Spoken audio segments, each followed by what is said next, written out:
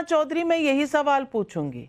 Lateral entry का आया, 2018 की लड़ाई आज क्यों लड़ी जा रही है? 2018 का एडिशनल सेक्रेटरी का चिट्ठी दिखा रहे हैं अजीज खान साहब, लेकिन 1971 की लैटरल एंट्री भूल गए। और जब सरकार ने वापस ले लिया तो उसके बाद आपको लग रहा है कि ये बैकफुट पे हो गई है सरकार, तो दोबारा उस पर आप कर देंगे। सवाल आज मेरा इतना ही है कि योगी आदित्यनाथ जी ने जो कहा और एक नई बहस छेड़ी, क्या ये हिंदुओं को बस डिवाइड करने का एक तरीका है ताकि आपका वोट बैंक जो अब तक अल्पसंख्यकों तक था वहां पिछड़ा और दलित मिल जाए, आपका वोट बैंक बढ़ जाए, हिंदुओं का वोट बैंक जो बीजेपी का है वो घट जाए? क्या ये कवायद सिर्फ इतनी सी है? क्या ये इसीलिए जो कहा जा रहा है कि आरक्षण पर आपका एक जो स्टैंड आपने लिया है इसी तरफ लेके जा रहा है? आज सवाल पूछा है तो आज जवाब दीजिए ना। योगी आदित्यनाथ जी ने आज बहस छेड़ दी है। देखिए नाविका जी, सबसे पहले ये बताऊं मैं कि एससी एसटी रिजर्वेशन हो, चाहे लेटरल रिजर्वेशन हो, चाहे कोई भी रिजर्वेशन हो, दूर दूर तक यहाँ पे मुसलमानों का कोई भागीदारी है नहीं। तो भाजपा वालों को ये समझना चाहिए कि जब आरक्षण का मुद्दा को लाते हैं तो मुसलमानों को ना घसीटे, क्योंकि ना तो एससी एसटी में कोई रिजर्वेशन में भागीदारी है मुसलमानों का, इसलिए इस बहस को मत लाइए। इलेक्शन का वोट का राजनीति करना है, दूसरा तरीका से कीजिए। पहला नंबर चीज, 78 साल बाद आज अगर हम संविधान आने के बाद में भी, अगर 78 साल बाद में भी हम ये समझते, ये सवाल पूछते हैं क्या सामाजिक न्याय हर वर्ग हिंदुस्तानी को मिला है कि नहीं है, तो इसमें इतना बिलबिलाने का कोई मतलब नहीं होता है।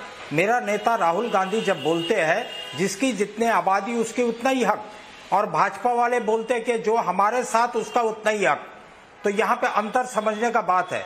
आज 2023 का आंकड़ा नाविका जी मैं दे रहा हूँ, 45 टू सेंट्रल यूनिवर्सिटी है हिंदुस्तान में, उसमें से सिर्फ एक मात्र शेड्यूल कास्ट और एक मात्र शेड्यूल ट्राइब है वाइस चांसलर, और 5 टू ओबीसी कैटेगरी से लोग हैं और बाकी सब जनरल कैटेगरी है। यहाँ तक सुप्रीम कोर्ट ने रूलिंग दिया है।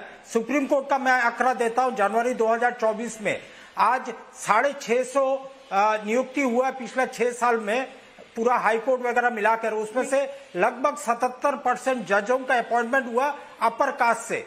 तो ये भेदभाव क्यों? इसलिए राहुल गांधी बार बार बोलते हैं एक ही बात। तो इसी सवाल को पूछ रही हूँ कि हिंदुओं को क्यों बांट रहे हैं? इस सवाल का जवाब किसी के पास नहीं है, यहाँ कोई देना नहीं चाहता। सवाल बार बार पूछ रही हूँ हर्षवर्धन त्रिपाठी जी, लेकिन ये जवाब देना नहीं चाहते। क्या ये हिंदुओं के बांटने का फॉर्मूला है? क्योंकि पिछड़ा दलित हिंदुओं में से निकाल दो और इधर अल्पसंख्यक जोड़ दो, अपना वोट बैंक बढ़ा दो, बीजेपी का वोट बैंक घटा दो। क्या ये राजनीति उसी तरफ जा रही है?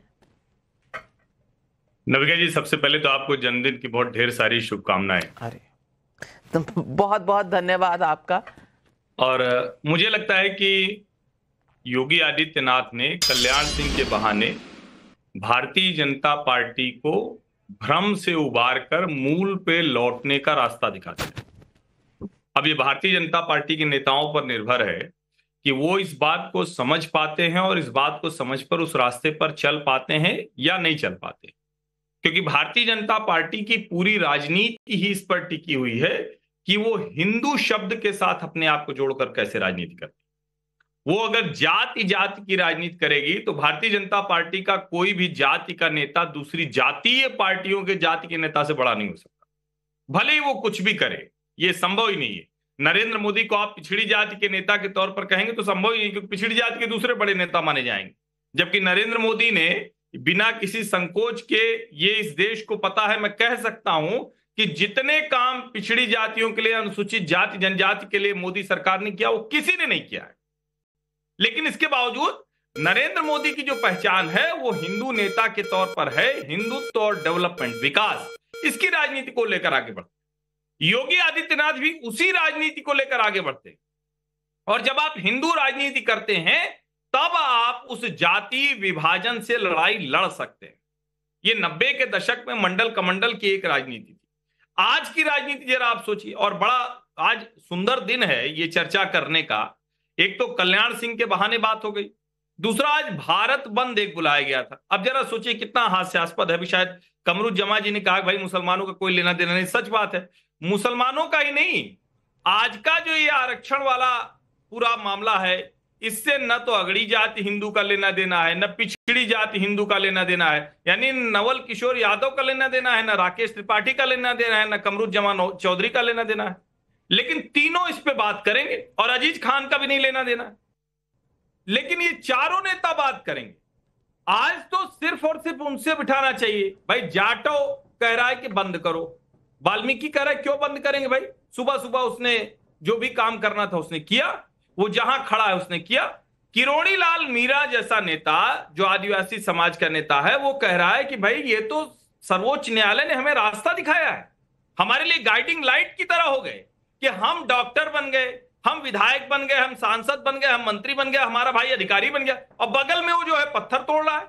यानी जो रिजर्वेशन में सब कैटेगराइजेशन है वो तो करना पड़ेगा और इसको कोई रोक नहीं सकता। यही भ्रम एक समय में अगड़ी जातियों में वो ब्राह्मण ठाकुर नेता हुआ करते थे, उनको लगता था कि हम पिछड़ों का हक नहीं देंगे।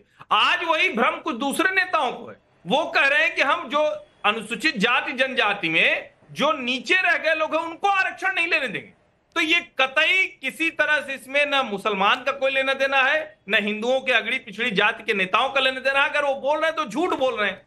और इसके बाद आगे मैं कह रहा हूं, इस देश में 75 साल में जो आरक्षण मिला है वो नीचे तक नहीं पहुंच पाया है, उसको तो ठीक करना पड़ेगा। ये हो गई आपकी सामाजिक न्याय की बहस। लेकिन जब आप राजनीति में जाएंगे तो आपको राहुल गांधी, नाविका जी, मेरा यही सवाल है, अच्छा देखिए कह रहे तो मुसलमान का लेना देना नहीं पहुंच पाया, नविका जी इस वक्त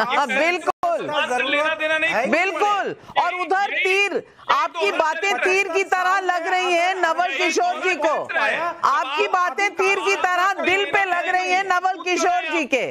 उनका जो दर्द है वो मैं ही समझ पा रही हूँ, शायद आप समझ भी नहीं पा रहे हैं। नवल किशोर जी, अब आपकी राजनीति का क्या होगा? अब अनुसूचित जातियों को मिलना चाहिए, नहीं मिलना चाहिए, कुछ रास्ता दिखाइए, कुछ बताइए। पिछड़ों के साथ, अनुसूचित जातियों के साथ बहुत प्रेम है आपका, तो बता दीजिए कि ये सिर्फ राजनीति है या सिर्फ एक तरह से भटकाने का काम चल रहा है और हिंदुओं को बांटने का काम चल रहा है। और दूसरी तरफ जो टिकैत जी कह रहे हैं, टिकैत जी कह रहे हैं अरे भाई हम मोड़ देते संसद की तरफ तो हो जाता काम। हो जाता काम मतलब क्या? संविधान के रक्षक क्या संसद को गिराना चाहते थे? संविधान को डिस्ट्रॉय करना चाहते थे? ये हम देश को कहां लेकर जा रहे हैं नवल किशोर जी? देखिए नाविका जी, दर्द से तो हमारा सदियों से रिश्ता है और दंश हम सदियों से झेल रहे हैं। फिलहाल तो आज